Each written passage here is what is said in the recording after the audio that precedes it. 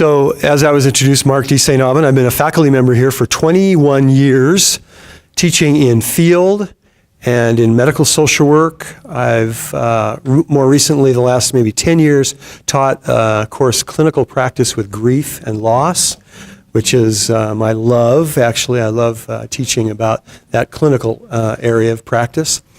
And I've had a dream. It's like, what is it? George Bush said, in the words of Sigmund Freud, I have a dream. And I've had a dream for probably 25 to 26 years of practice to see social work involved in medical settings, particularly in ambulatory care and primary care. And that is happening the last 5 years in a powerful way in integrated behavioral health, which we'll be talking about. Okay, and my name's Troy Andersen, and I am also on faculty here. I have been on faculty since about 2013. My expertise with my research and my clinical practice, as well as my teaching, is related to older adults, primarily individuals with any form of progressive neurologic disease. So I work in an outpatient cognitive disorder diagnostic center. So I work with individuals with Alzheimer's disease and a host of other related forms of dementia and Parkinson's disease.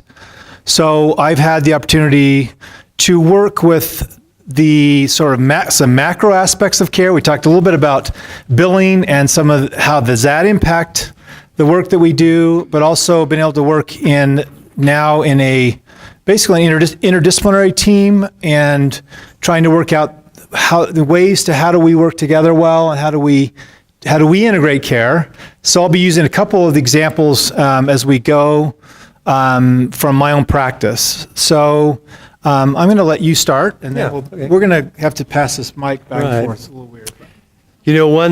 One element too that I need to note is I was involved in the training and setup for the University of Utah ambulatory care integrated behavioral health in their clinics, which started out with one part-time intern and has since grown to 18 full-time social workers.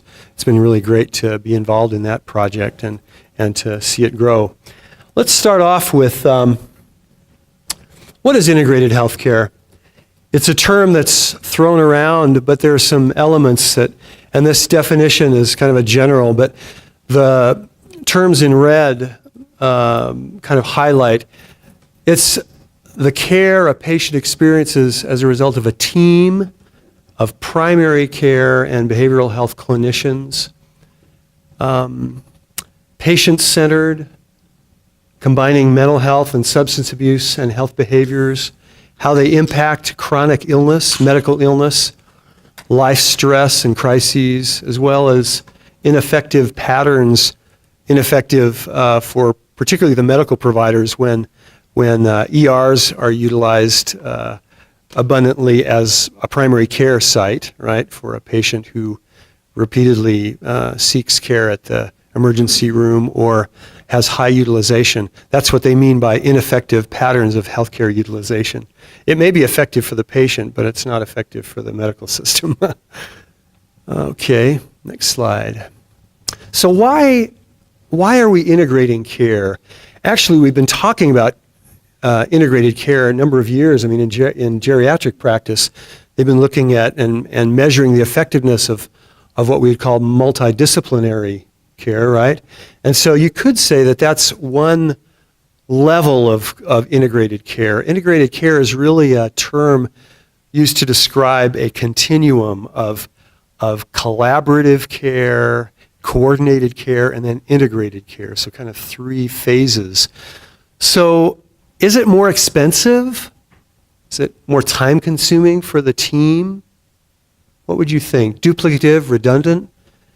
Is it unnecessary? I mean, if a patient comes in with their child has an ear infection, do you need everybody on the team there that's sitting around the table?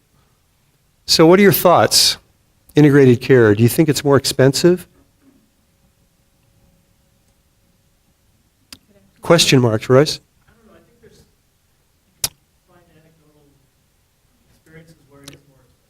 Right, all right.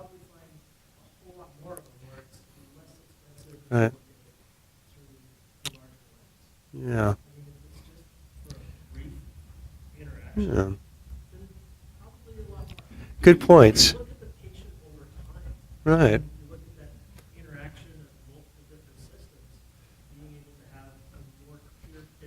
Mm-hmm.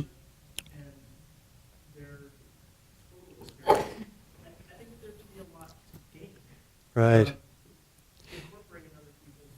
You've just kind of introduced a subject we'll be talking about briefly, and that is, a model of care that looks at population health or population management over time rather than a slice of time with a fee-for-service. You get paid for one visit or one patient in a hospital bed. Is it more expensive? But when you look at the long term, are we saving money when the patient doesn't keep coming back? We'll talk about those kinds of issues. Thanks for touching on those, Royce. Please.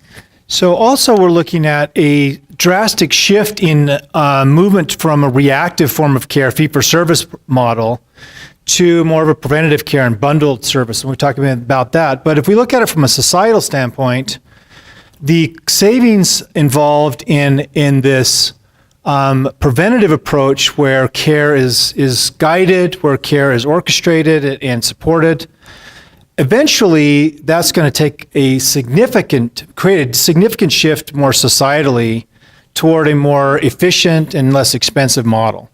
And one of the challenges is we've had the payment sources have been so misaligned and so chronically trapped in this old model. It's really hard to pull those different payment sources out and create new forms of payment. So that's a big shift in this model as well. So, for example, in your area of practice with older adults, Medicare until 2 years ago this October would pay for the readmission of a Medicare patient to a hospital. And so hospitals had a lot of incentive to have what we call what's a revolving door patients that kept coming back because they filled a bed, they got paid. Well, guess what? 2 years ago, there was a financial disincentive and a penalty to the hospitals when within a certain period of time, 30 days, patients were readmitted. So let's talk a little bit about what brought us into this situation of needing to redesign care. How many of you are familiar with Crossing the Quality Chasm? It's an Institute of Medicine report in 2001. It talked about the quality gap between what we know to be good health care and the health care that people actually receive. And it recommended a redesign of the American healthcare system. Had 6 aims. You can read about it more in detail. There's executive summaries on the web that are well worth the time to read. And then the World Health Organization, we need a comprehensive, integrated approach to service delivery. We need to fight fragmentation. We have lived, most of our lives, and even more if you're as old as Troy and I, in a broken system. In other words, broken, by that I mean when a patient goes to a hospital or to a doctor's office, how effectively is their care transitioned from one setting to another, or how effectively are they able to control and be involved in some of the navigating? Have you ever tried to advocate for someone in your family on their behalf, either in a doctor's office or in a hospital, and it's almost unwieldy to have any clear sense of an overall management of a patient's care. There's no one managing the care across the continuum, but rather in, as you mentioned, Royce, it's often a slice of time, and that handoff is often dropped or stumbled between settings. So the care system that we have, we'll talk a little bit about, you can put to the next slide, of some of the barriers to to good health care. We're looking at, some of those pictures might remind, I don't know if you see that one up at the top. Is that recognizable to anybody? Remember George Clooney fans, ER, right? That was the first he came on the scene. And then Dr. Welby, Marcus Welby, that's more for folks as old as Troy and I. So traditional healthcare, as Troy mentioned, fee-for-service as opposed to bundled payment or capitated payment, it created a system that was really rewarding sickness and illness rather than health and wellness. You want to talk any more on that? Right. So basically the incentive with a fee-for-service model is that the provider, every time they do any kind of intervention, any kind of activity, they get paid more per intervention. And the bundle system, if you're familiar with that, is basically the doctor would be given a certain dollar amount to manage the health care for a patient over a certain period of time, over a month's time, over a year's time. And so under the fee-for-service model, the reward, the incentive was basically more intervention. And the sicker the patient, the more the doctor made. But if the doctor's given whatever the dollar amount is, $5,000 a year to take care of a patient, and every time that patient exceeds that expenditure, they end up, the doctor loses money. So if you're in that model, your whole incentive is to make sure that that person remains well. And so there's a shift in the focus. So now the provider is basically saying, and they do this, they're starting to say, I'm going to call you and remind you to come in and get your flu shot.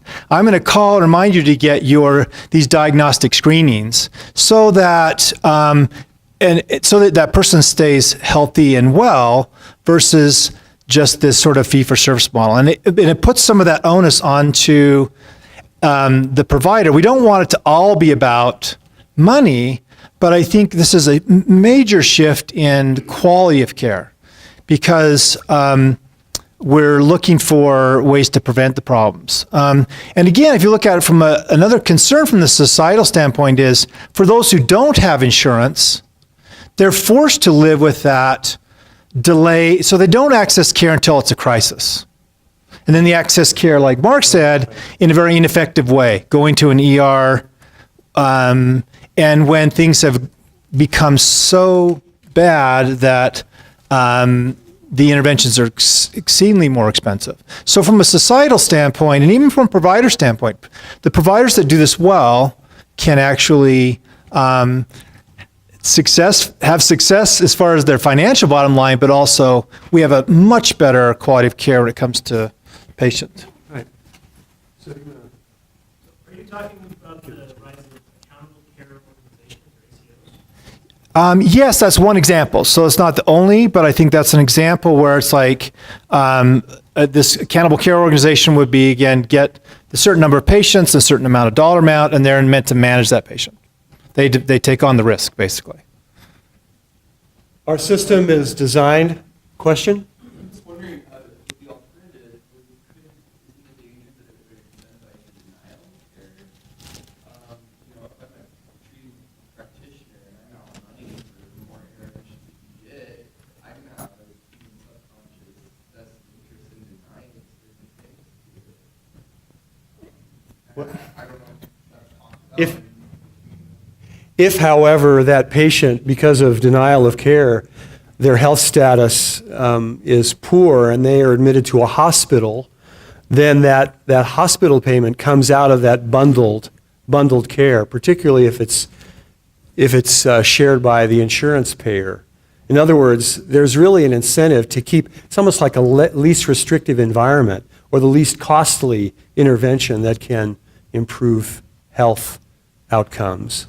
If I can teach and have patients, more compliant with their diabetes, I'm going to be incentivized to provide that kind of service, which is preventive, rather than them ending up with, insulin shock in the ER some day in the future. Does that make sense? Your point is good, and I don't know of specific cases, but it's an interesting question about how that, because it really would depend on the number of patients a group would have, and that risk gets spread over a number of patients. So it's not like, but one or two major outliers can affect the bottom line. So it's an interesting question. I don't know if we have a clear answer to that. So one other thing too is I think the thing that frustrates me in working with older adults is that Medicare is established on an acute care model. And everything to do with geriatrics almost everything is about chronic care supports. So basically so the main point here is that the funding source can truly kind of guide the way the care is addressed. So basically, again, people are shocked when I work with them. They'll say, Medicare actually doesn't cover assisted living. Medicare actually doesn't cover skilled nursing facilities for chronic care. And so the whole model of being the acute care model is very Personal care and frustrating. home health. Right. So with the specialization of providers, the last, probably since the 50s, there's been an incentive to become more specialized as a physician anyway, and perhaps as well in nursing. And it's interesting that those who spend the least amount of time with a patient receive the most training. So that's kind of an interesting paradox as well. So the specialization of medicine has caused silos of practitioners, and so I have to go to my general practitioner, and then he or she refers me to my, rheumatologist or my, urologist or whatever. And so we've got all the ologists. They're at different locations, and often this is a barrier, particularly when you're looking at whole person care. It doesn't lend itself, I think only half, we were discussing what percentage of patients actually follow up with a referral that's given to them, but it's a small percentage, less than half. The health system, we've talked about that, difficult to navigate. As you know, it's a paternal medical model system where the doctor knows best and where the team goals have precedence over the patient-centered goals, which is opposite to what good care we're finding out is in terms of compliance and follow through, particularly on chronic illness management.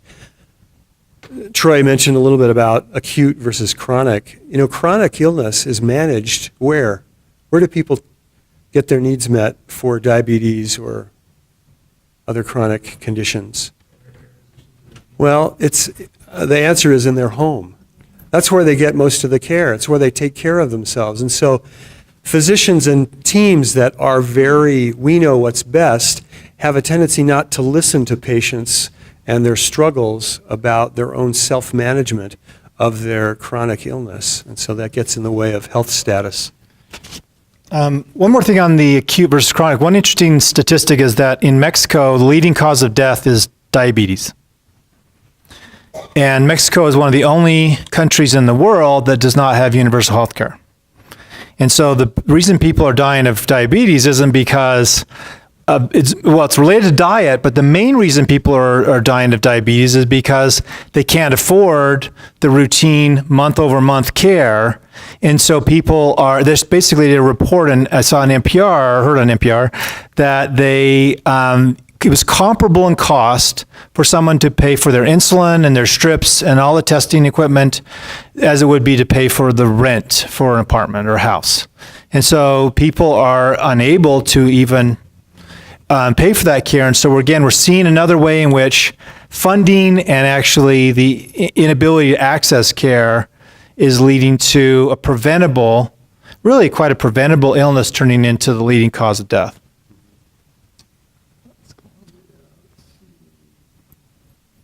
The view of illness has been such that the psychiatrist takes care of the brain and the doc takes care of the body, and ne'er the tween shall meet. And we know that that's not the case with all the research that's shown how stress impacts health and vice versa.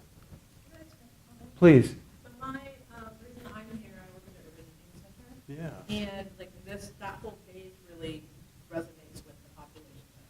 Because a lot of our clients are not able to, access healthcare or traditional healthcare, or if they do, it doesn't address what they think is important or how they look at health. So that looking at that mind-body split, that for many of them on the reservation, if they're accessing IHS services, that only provides limited services. We're looking right now at the budget being cut again, or maybe having no budget. And a lot of what we have when we come to people is all of this that you see. People deal with what's happening right this minute that's putting them in the hospital when they are not able to say no. If we ask them or recommend they go to the hospital, they're going to say no because they can't afford it, right? And that the healthcare that they were promised, in the past by signing treaties is not really essentially there. Okay, so for us, being able to look at integrating care, a lot of times I'm thinking about in the past year or so, we have been, different hospitals have been reaching out to ask us, come help us out with this person, or the actual patient is saying, like, nobody's listening to me, I need some help, right? And so being able to have an advocate to kind of talk about this is what's important to me, this is how I'm viewing my health and what my needs are. I'm thinking about one of the team meetings I went to where, like you said, it's the attending and the residents and all the medical people saying this is what you need to do, and she is banging her head saying like you're not listening to me, Right. You're not helping me be healthy. And again, another real important reason why social work can play an important role in a team like that is to be able to be that advocate and the voice and be able to say, what has worked, what's not working, what are the barriers to being able to implement the plan. When I worked in the ER, giving a prescription to a homeless individual with chronic mental illness, he had him the prescription, and I'm like, unless that prescription is laced with some cool drug that if they eat the prescription, they're going to get the benefit, then this is really not going to benefit them much, although, they can go the 4th Street. I'm sort of speaking in jest, but again, it's what are the barriers and how do we address those? And do they even come into account? It's like, here's what you do, like it's a simple process, and that each step's simple. Absolutely. And one of my biggest pet peeves is that, when we have people that they go into inpatient, in a hospital, they get discharged, and they get their discharge plan, and then some random piece of paper gets faxed to us, and it's like, do you know if we can cover them? Do you know if they know how to get here? Do they have transportation to get from the hospital to our place? That's exactly what we're talking about the handoff. Right. They talk about a warm handoff now, in terms of, a contact.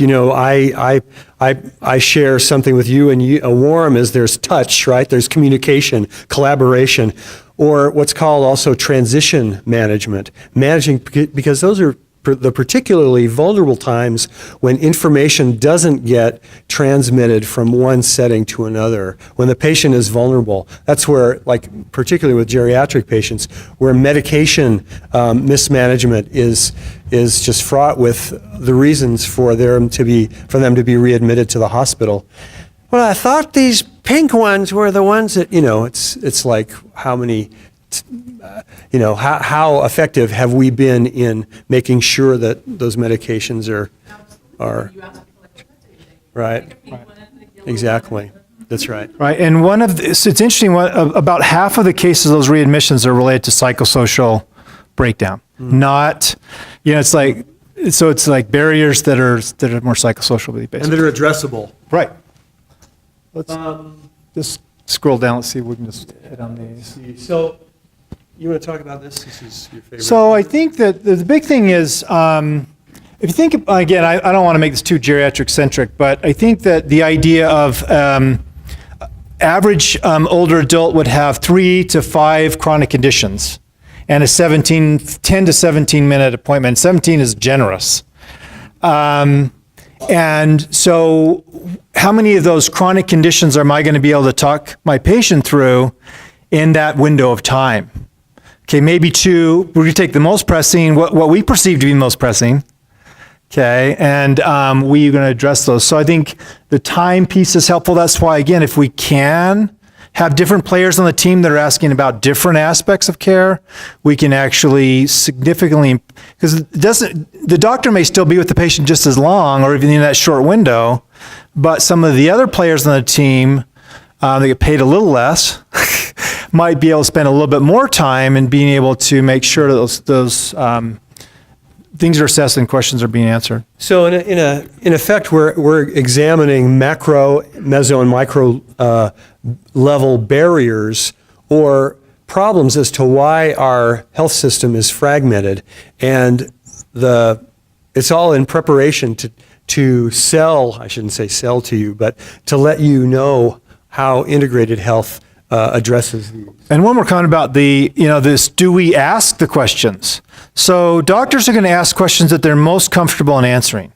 So the last question on that 5-problem list is going to be often related to depression or memory, things that people, the doctor's like, I am not opening that box.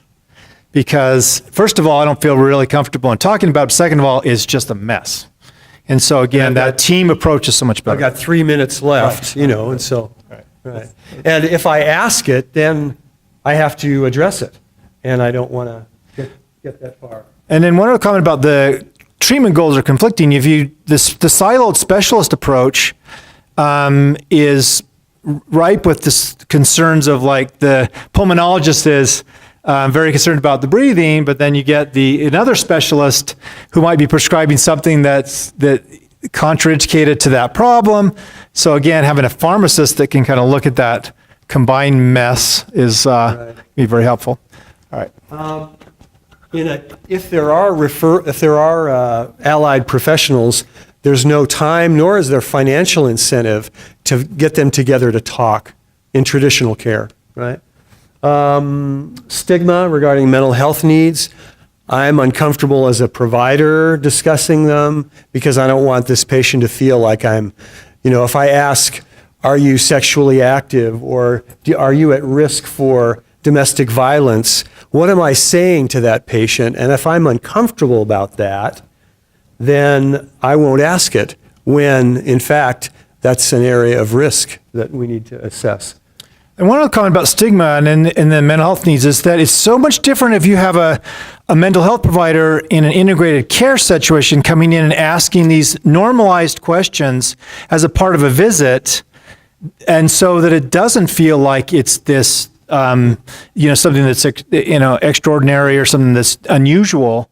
And also that the gap between getting somebody from the primary care doctor into any kind of mental health clinic, major barrier to be able to make that connection. I think you need to see a psychiatrist. Here's their card. What's the likelihood of you going to see that provider?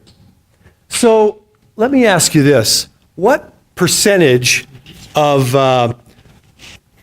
we call determinants or factors that impact health, what percentage do you feel a person has control over, or a population, if you want to look at it in the aggregate? Yeah. How much control do we have, or of what percentage of factors do we have control over that impact our health? So there's lifestyle. So we say half, more than half. Let's look at it. I don't know if you can read all this, but genes and biology, 10%. Physical environment, 10%. Clinical care, only 10% of the cause of health, of our health status can be attributed to clinical care. Health behaviors, 30%. Social and economic factors, 40%. So if you add them up, we're looking at physical environment, health behaviors, and social and economic factors of 80% of those factors impact health. So 80% of our health is impacted or it could be attributed to those factors, psychosocial factors. Pretty impressive.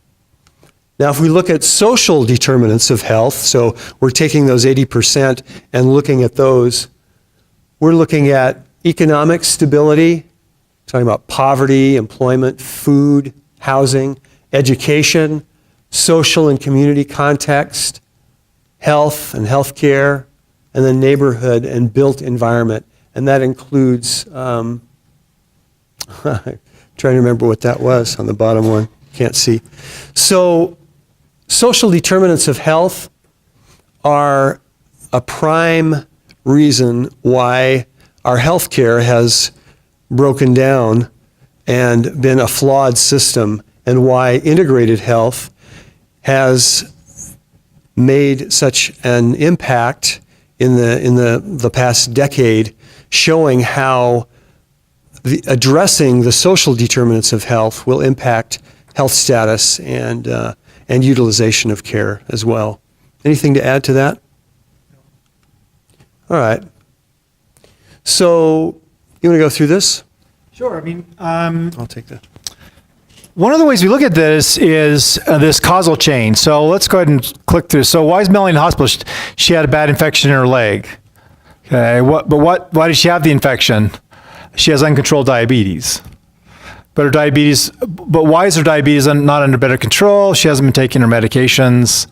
Why is she taking her medication regularly? Because she can't afford the appointments or the medications. And so these are just sort of examples of how every step of the way leads to these far worse health outcomes. Why can't she get to the clinic that has free meds? Her neighborhood is unsafe and there isn't access, transportation, or reliable childcare.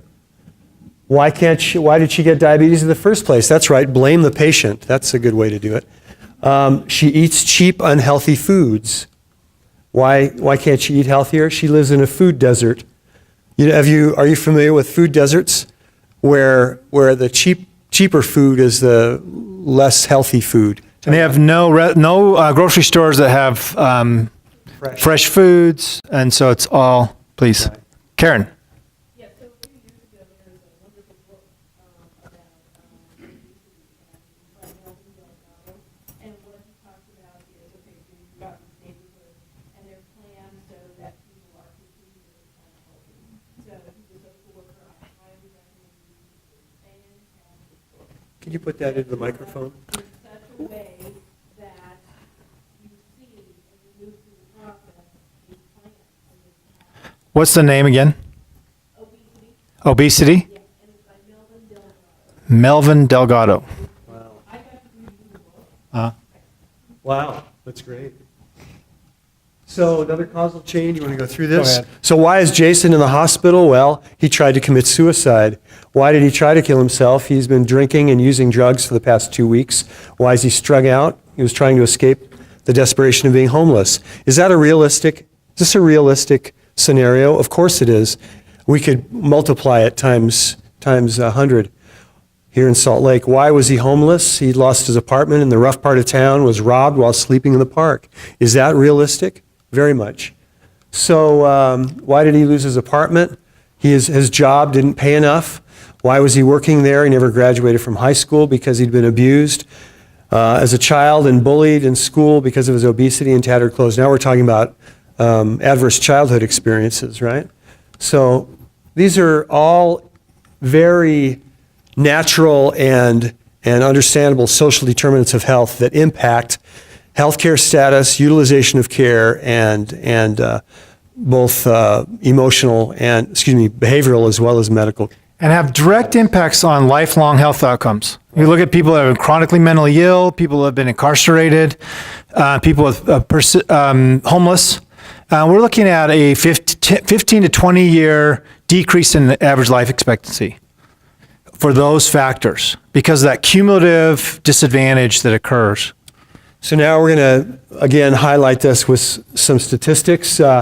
Those with serious mental health issues or illness die 25 years Imagine that, 25 years earlier, not from their mental health, but largely as a result of treatable co-occurring medical conditions. One comment too is that we start to look in geriatrics, we start to look at a 50-year-old as being an older adult or being geriatric that's in these categories, because they really have the chronic health conditions that we would begin to see in the 70-year-olds occurring in the 50-year-old. Another, I'm in your way of the camera. substance abuse, 26 years earlier, the cost, approaching $200 billion. 27 physical illnesses occur more often with individuals with alcohol addiction. Primary care providers deliver half of mental health care, and yet they are less likely to receive effective behavioral or provide effective behavioral health care. They're looking at 75% of adults with depression see their primary care docs, but over almost half only half are accurately diagnosed. Only half of patients follow through on appointments to behavioral health. So we're looking at a system here, and you could speak to the geriatric. Yeah, and so it's kind of redundant. We worked on these slides together, so I apologize. But so this idea, though, is that 20% of older adults experience depression, but only 10% of that group gets evaluated and gets treated. The most striking thing about this for me is that of those who get assessed and treated, we have over an 80% likelihood of successful treatment. But the key is the assessment and then getting connected into the appropriate providers to be able to address that. And there's a lot of questions around this idea of therapeutic nihilism, I would call it. So basically this idea of course, you're old, you've got chronic health conditions, your partner's passed away, your dog passed away. Of course you're depressed. Instead of saying, really doing a better assessment and actually engaged in effective treatments, which there are a lot of choices available. And that idea about this suicide is because the older adult, particularly the older adult Caucasian male, has been one of the highest completed suicide categories across the lifespan. And a lot of that has to do with loss, functional loss, health loss. All right, let's move on. And yet they're receiving care from their primary care physician. In other words, that health care is not addressing the behavioral health component. And though we need to be assessing for this in the primary care clinic, because that's where older adults go, because they're not going to go directly to the mental health provider. So if you have mental health services integrated, you can make that connection easily and get that person on that path. Whereas if there's even that single barrier of you've got to go, even if it's across the street, right, chances of that actually occurring are so poor because of the stigma and because of all the complexities of that. So it's hard to see this graph, but these are health conditions on the left. Excuse me. These are a mix. Excuse me. The ones on the bottom, alcohol use and mental illness, co-occur at a higher rate with diabetes, asthma, COPD, and hypertension. So what you're talking about is there's a higher occurrence of comorbidity with mental illness and substance use disorders and chronic health conditions. So that's another way to see what we've just been talking about is these problems co-occur, and behavioral health providers are poor at addressing chronic medical issues, just as medical providers are poor but doing better at addressing the behavioral health issues. So integrated care can be bidirectional. Mm-hmm. It can you can have a behavioral health service in a primary care site or another healthcare site, just as well as you can have primary health services in a behavioral site. So for example, Valley Behavioral Health, I think has some services where the patients can receive primary health care. So this integration of care is what we're going to be talking about in more detail and how it addresses the social work grand challenges. So we've talked about the different settings it can occur. So we're talking here, for those of you who remember, how many of you are Peanuts fans? Are you old enough to get that? So what characterizes integrated healthcare? Would you like to talk about, Virgil? I'm going to drink. So we're looking at how do you design a healthcare system that can, for example, in primary care in a doctor's office, address both medical and mental health or behavioral issues. These are characteristics that describe such a delivery system. They look at the whole person. Whatever problem you have, you've come to the right place, we're going to take care of you. A financial incentive, we talked about that, bundled care, where the providers are at stake, right, in the wellness of the patient, keeping the patient well. It's community-based, not hospital-based. Team approach, where the physician is not the M deity, right? They don't have all of the knowledge, but rather it's acknowledged that other team members have expertise that are needed to take care of this patient holistically. Again, we talked about preventive care. There's an incentive to keep patients well, collaborative and coordinated. The team members talk to each other. They discuss patients together, particularly the patients that are at risk. And so you have to have medical systems that identify risk. Patients that are at risk, that slice of the pie of patients that are, if we don't pay particular attention to them and screen and treat, you're going to be looking at higher cost and poor. I almost pointed the laser at you. Please, go ahead. You have a comment.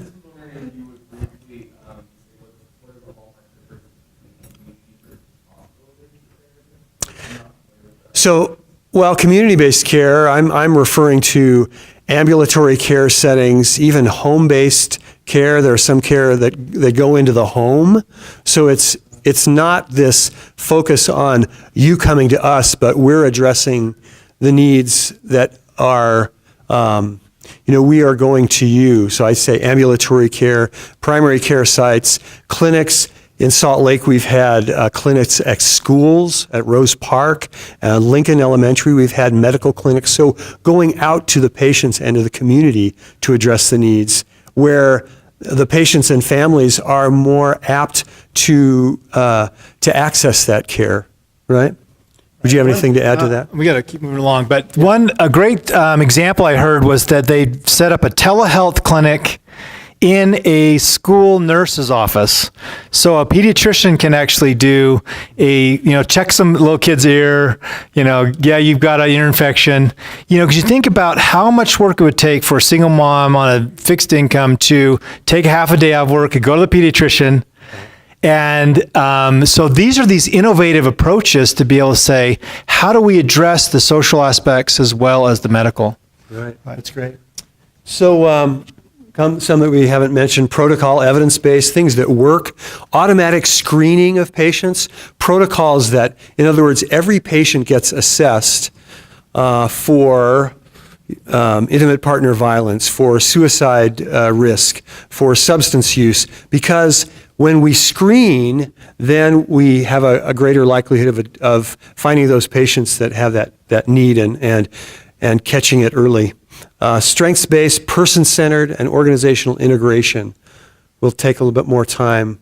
So here we go, a nice name for a primary care site. So we're talking about a whole patient, holistic patient care met by the team members on a healthcare team that have the expertise. So here we go. You want to tee us into the grand challenges?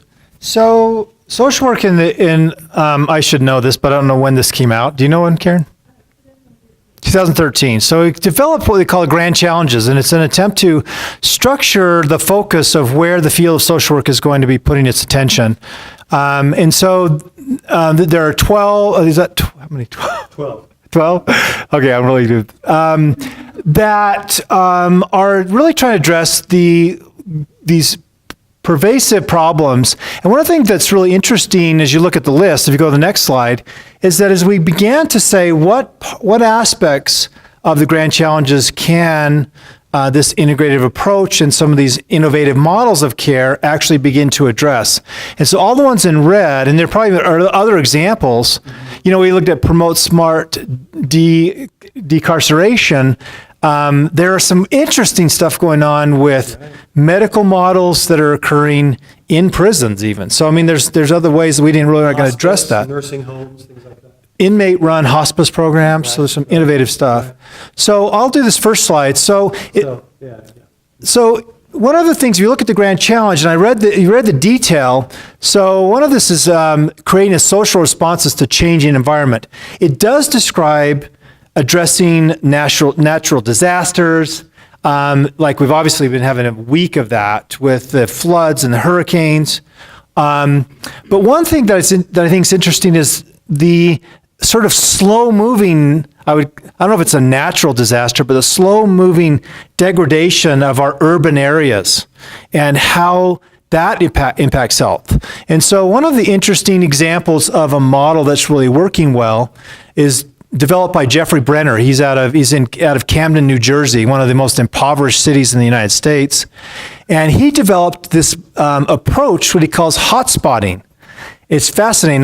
There's some links here, but he basically was able to say, he looked at the police officers were saying, we can map onto a city where repeated criminal offenses are occurring. So they developed this mapping model. And so he basically said, why can't we map the areas in where people are these ultra high utilizers of ER visits and this very expensive healthcare? And he created this computer-based model, and he was able to say, he was able to pinpoint this one low-income high-rise where they had like $10 million in the one high-rise of ER visits.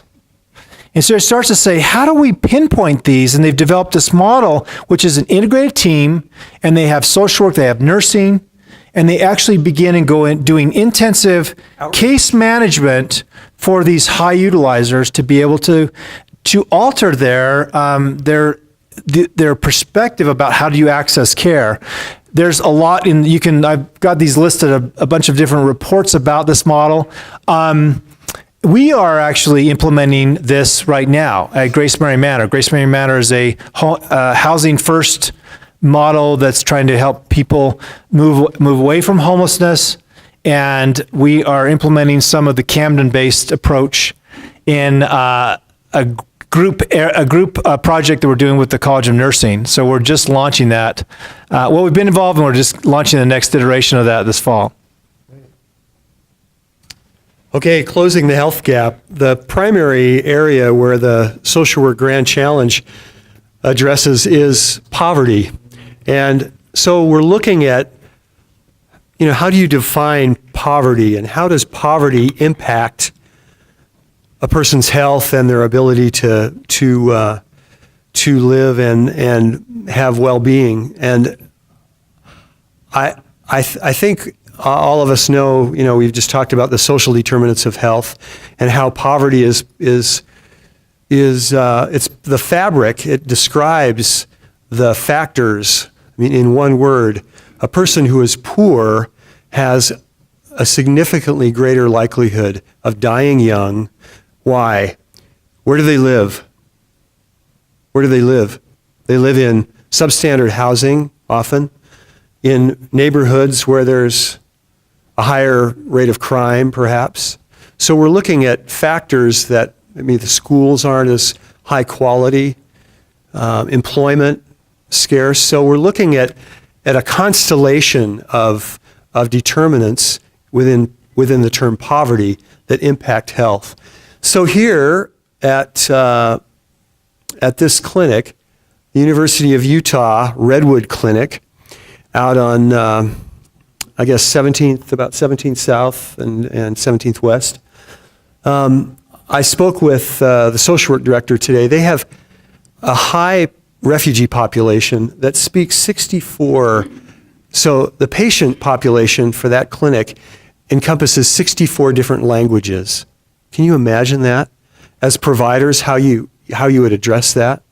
So I talked with him, and we talked about lack of transportation for refugee populations. We're looking at, obviously, low-income neighborhoods, non-English speaking, those other characteristics that add to creating barriers, poverty conditions that impact the patient's health. So what have they done? Well, at that clinic was actually the genesis of the University of Utah's integrated behavioral health model. It started with a social work intern that we were fortunate to place actually at UNP, University Neighborhood Partners, and he was assigned to work with the Redwood Clinic as on one day of the week. And he made such a difference. Of course, he spoke 5 African languages as well. But he made such a difference there that they said, we want our own social worker. And they went from 1 social worker to, we want 5, not just at this clinic, but within our system. And now they have 18. And that one clinic has 3 full-time social workers. They've created collaborative projects with DWS regarding employment. They have language iPads to assist in translation of the many languages during medical appointments. And they have and provide short-term therapy for the patients and work closely with the clinic care managers to access community resources to strengthen the homes and the families of refugees. So this is close to home. I mean, we could look at this is one example of what integrated behavioral health clinics and centers do to address the multi-issue needs that are the conditions which perpetuate poverty and impact the patient's health status. Didn't when they start, the doctors were paying for the social workers to start with? They're still doing it. Still doing that. That's such an interesting response that they're willing to say, this is so valuable to us, we'll pay for it. Right, So exactly. very cool. Yeah. Okay, so one of the things that's happening right above our heads, this as we speak, Dr. Eric Garland, I don't know if most of you are probably familiar with him. He's been an amazing addition to our faculty. He has been the kind of brainchild behind developing what he's called MORE, which is the Mindfulness-Oriented Recovery Enhancement. But this is an attempt to use mindfulness as a way to address pain, chronic pain, and to address the opiate addiction, the opiate crisis, the epidemic that we're faced with in the world. And he's developed a brief model that uses social workers, and this has been implemented at the University Hospital. And he's basically did the initial study. He was saying, looking at either using hypnotic suggestions, mindfulness, and then kind of the kind of control was to use the pain coping education. But he's able to find that by utilizing either the mindfulness or the hypnotic suggestions, they're able to reduce the pain response down about 30%, which is remarkable. Without opiates. Without opiates. So basically, and it's comparable to, his intervention would be comparable to actually the pain relief that occurred with utilizing an opiate. So, but it's such a beautiful model of being able to, again, but it integrates the physicians and integrates the mental health providers and social work into this very effective approach that improves quality of life as well as the outcome, the health outcomes. What's next? Oh, okay, I'm still up. So a couple of other examples in my arena. I was part of the Hartford doctoral fellowship with the Hartford Foundation, came up with what they called change agents, and they came up with an initiative to try to improve the quality of the geriatric care management home, medical home, I mean, and we're not going to go into too much detail about this. We've already covered a lot of these themes, using comprehensive care, patient-centered care. But again, they're trying to say, how do we develop a uniform sort of model of doing this? Another example. Can I ask you a question? Yeah. Describe what a medical home What makes a medical home? What does that mean? A medical home means that the primary doctor is really orchestrating all of the care that occurs to that person and really making the direct referrals, but it's and doing preventative outreach and taking a much more very active approach to manage that person's care rather than just waiting for the person to call, set up an appointment. They are encouraging adherence and follow-up and testing that occurs. It's the whole team as well as Right. the physician. Right. So we've got a geriatric clinic as part of the university, and they have an embedded social worker on their team as well. One other example, I looked up this Pearls. We have 5 minutes. Okay. So we're going to have to hurry. No, we're good. It's good. We can do it. Okay, Pearls, briefly, a model looks at going into homes and actually attempting to address the significance. So you look at the one of the grand challenges is this decreasing social isolation. Depression is a key factor in increased social isolation. And this model looks at how do you intervene on a home-based approach to be able to address depression. Okay, All right, stopping family violence and healthy development for youth. So we're looking at this picture of Wasatch Pediatrics. How many of you are familiar with them? So in the last 5 years, they have developed integrated behavioral health, where they have psychologists, clinical social workers. They have 8 clinics, and they're covered. Dan Braun is the director of that, and he emphasizes that they utilize. How many of you are familiar with the ACEs study and the questionnaire? So it stands for what? Adverse childhood events. And why is it important to measure adverse childhood events of a patient when they come in? What would you say to that? We found that the more adverse childhood events a person has, the more at risk they are of other medical conditions. Right. So the more adverse childhood events, which are defined, a patient experiences, the more at risk they are for medical and behavioral health chronic conditions. So, and here's just a demonstration of it. Childhood events lead to adolescent problems, adulthood, psychiatric, drug abuse, alcohol, and crime. And it's been shown, study after study, that there's a higher likelihood of co-occurring behavioral and medical problems. How healthcare addresses intimate partner violence. So this is the one area where healthcare is stumbling, and there is a lot of work to be done. It was found, so this statement, ideally the healthcare setting could provide opportunities for private communication and the healthcare provider equipping a patient with who is experiencing intimate partner violence with resources and support, but this is not happening. I think 2% in one study, national study, only 2% were correctly identified at the ER, and only 12% in primary care. In other words, patients that were experiencing intimate partner violence were not identified effectively. So this is a great resource, Futures Without Violence, resources for healthcare providers to assess and address intimate partner violence. Close with this. I would say, though, my doctor, they've started at Matsiclet, they're asking about that. So I thought it was interesting. They asked me, do you feel safe at home? Or I don't know what the question was, but it was like, interesting. That was a uniform question they asked. Okay, so how do we harness technology? So this is near and dear to my heart. I am involved with what we call proactive dementia care. So we basically developed a model of integrating health education and social work services into a subspecialty clinic in a diagnostic center.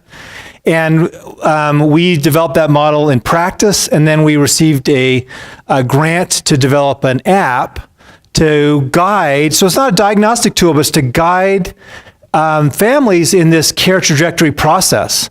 And so we're right now in the throes of trying to finish developing the app. We developed a company. I'm the vice president. Whoa. It's hilarious. It's like playing the adult game of Monopoly or something. You have 5 of these little yellow dollar bills.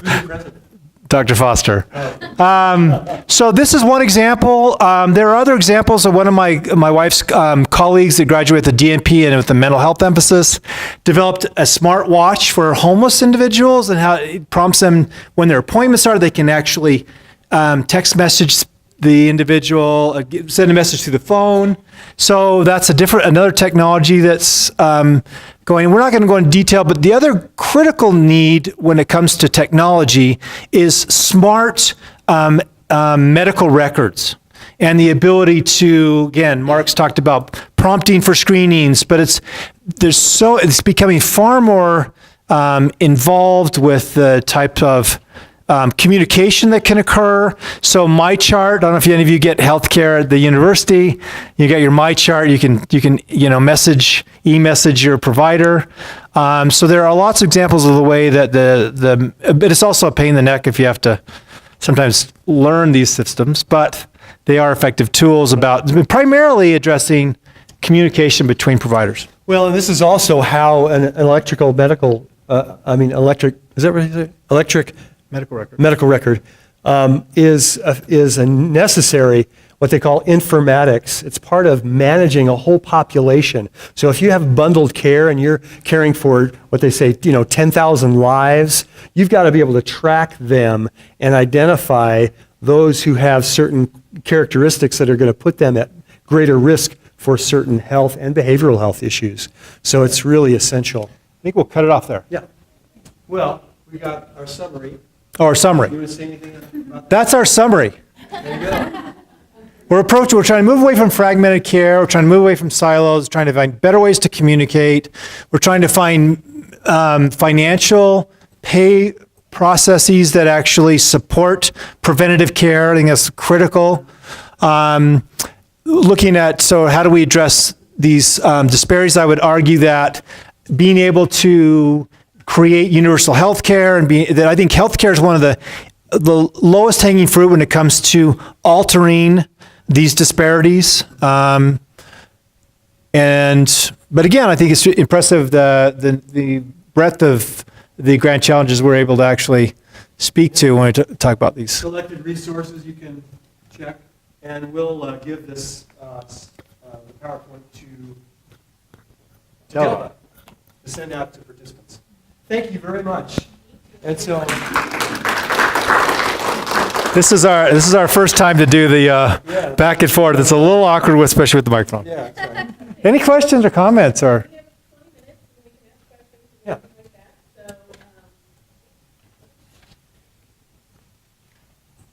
that. So, One question that was given at the start, before we actually started, was kind of social work's role in this. And, I think one of the reasons we're excited about this is because the competencies, the knowledge, skills, and values that we have are uniquely aligned at this point in time for this great need on a healthcare team to have a behavioral, what they could call behavioral health specialist or behavioral consultant or social work care manager, because all these factors, psychosocial factors that have been causing patients their care to be out of control and their utilization and their health status not being healthy are psychosocially related, and they're just in our bag of tricks. And so I'm really thrilled that we have a program here at the U and that we're teaching a class now on social work practice and integrated behavioral health settings, and we're preparing students for the future of healthcare, which is this. So that was one question that was asked to me. Any other questions that you'd, either for Troy or myself?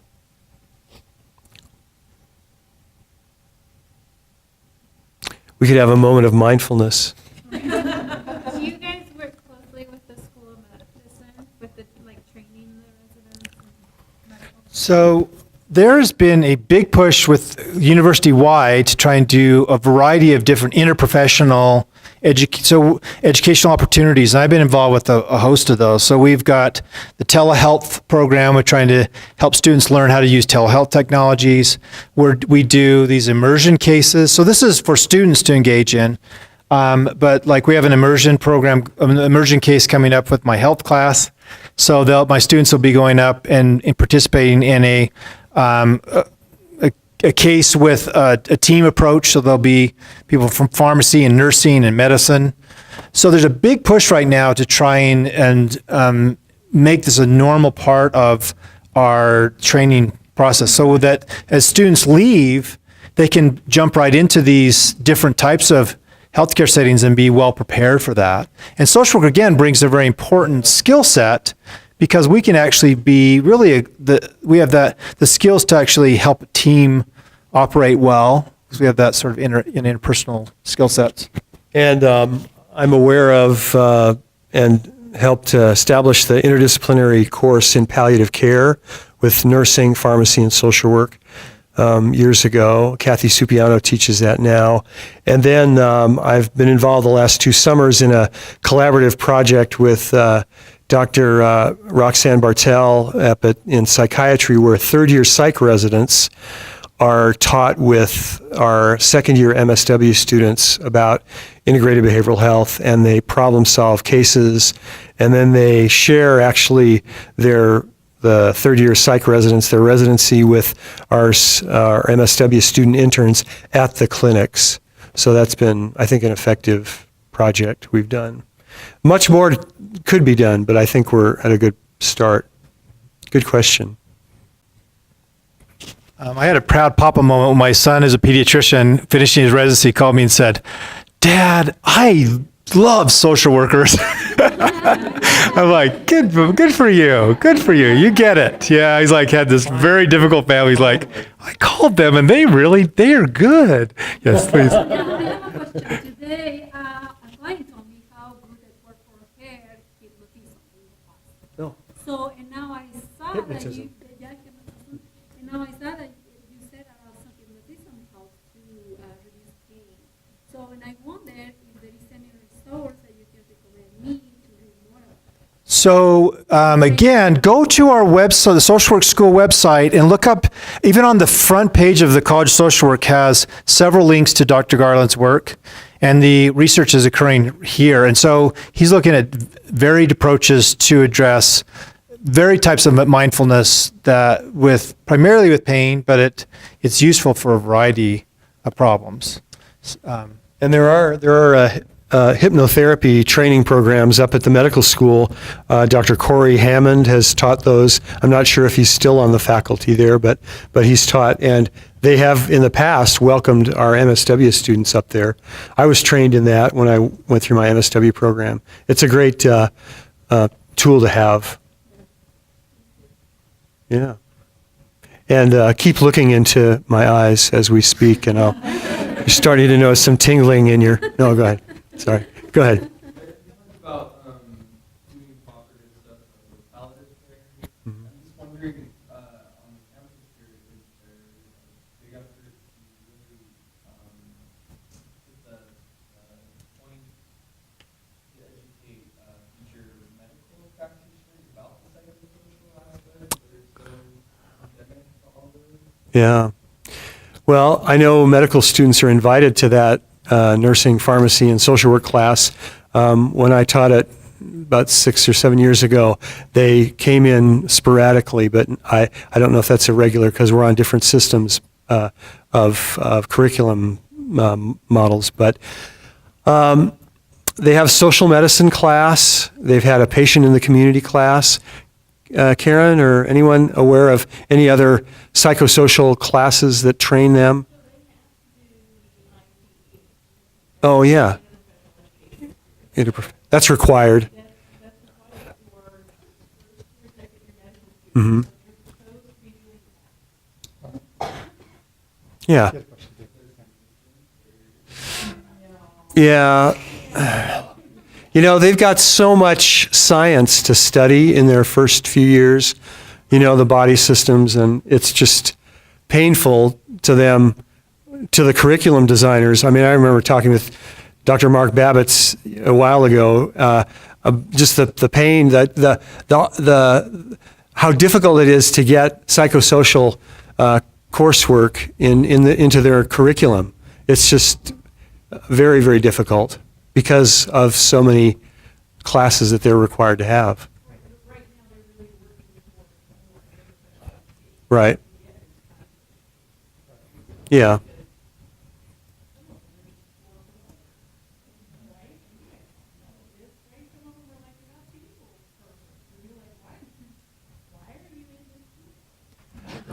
I'm going to be a surgeon, anesthesiologist, or a pathologist. Just going to reflect how we could provide education in, like, as far as medical social work goes in the emergency rooms, just trying to get on the same level. And I say a way to impact their education is just by us communicating them and keeping that in the rounds. Like working in the ER, you just have to communicate with the residents, the attendings, the nurses, the whole team. And I think they gain a little education just as we gain a little bit of the medical component along with it. So. Well, absolutely. I think that the value once you get into a setting like that. I mean, I had multiple ER doctors tell me when I was up there, there's no way we would work here if we didn't have this expert team with us, and because we deal with some incredibly challenging stuff that really does help them. That's why the integration is so important. Right. But also, like, how did those messages get sent? And unfortunately, a lot of the way that gets communicated is just through the electronic medical record. And I think it loses a little bit of its power when you're, because again, everybody's just reading through stuff and scanning. So we lose a little bit of that. So I think that face-to-face is very valuable, but it's also probably the most expensive interdisciplinary model as far as how do you sustain that. And actually, in clinics, in primary care, it is all, there is a lot of EMR stuff, but a lot of it is the warm handoff where the physician says, knock, knock, knock to the social work's office. I have a patient with me who has been complaining about, her son who, is going to take his life and it's making her, blood pressure, et cetera. So can you talk with her? So there's that face-to-face, and they case patients together in the morning. In fact, Brad Weishuttle, the director of the U of U clinic, told me today that every month they're monitoring patients through the medical record, and every month they see what they call outliers, patients high utilizers, and they get together as with the primary care physician of that patient and the social work team and the care managers, nursing care managers, and they talk about how can we improve the health of this patient. And so it's pretty powerful. Yeah, it's really great stuff. Rainey had a comment.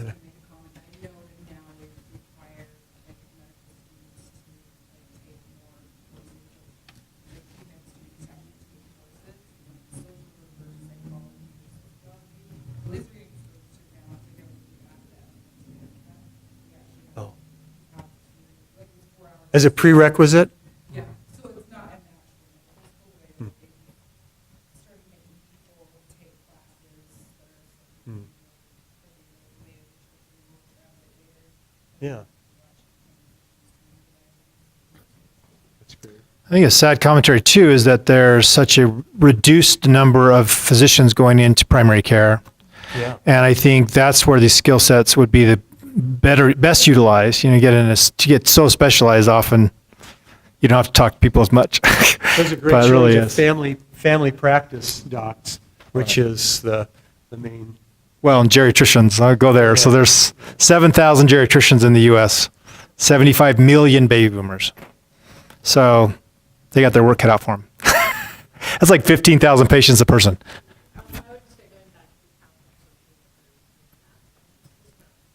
Sorry, My work is in a kind of unique situation that we are an outreach and referral center. Our clinic is not on site.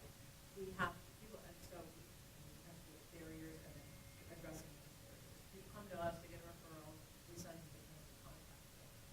Two of the things that I've been able to do is I'm the program.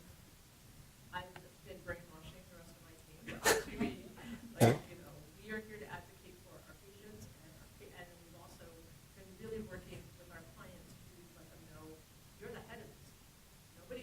around is important if you're not there. And so helping to empower them and also advocate for them. A lot of what we do is translate this medical information to the patient and help empower them to be able to ask, if you don't understand what they're saying, it is entirely okay to say, I don't know what you're talking about.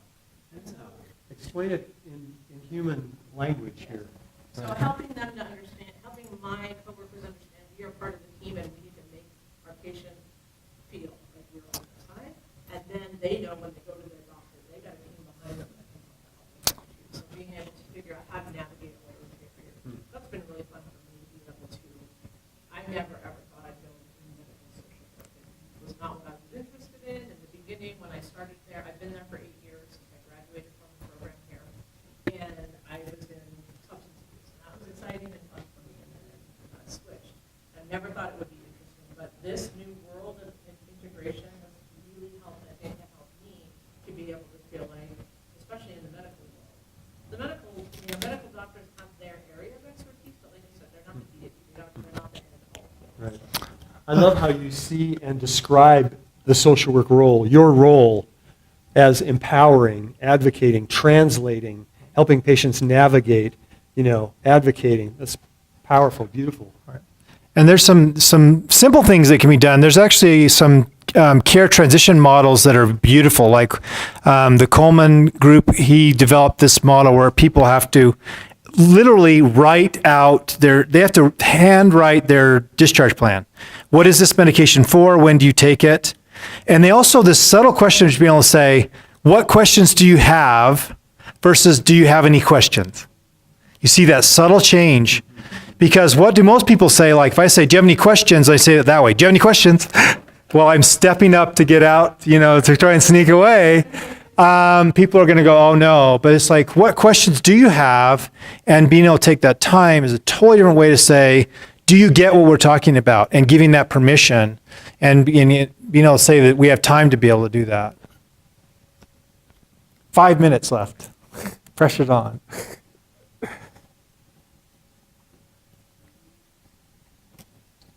I have one thing to add. So we've, in the last 3 years, have developed this in the University of Utah clinics. What I have seen happen in the last, 15 to 20 years ago, the University of Michigan began developing their integrated behavioral health program and social works component in that. And the Institute of Family Health, or Family Health Institute in New York State, has been doing it for 20 plus years. There are evolutionary developments, kind of a developmental model of how programs mature, and they are doing some amazing things at the University of Michigan and in New York State that I'm familiar with, and the colleagues that I have are just remarkable, and the kind of work that they're doing. They have a system that has over 200 master's level social workers in a health system, in clinics and in I think as well in other settings.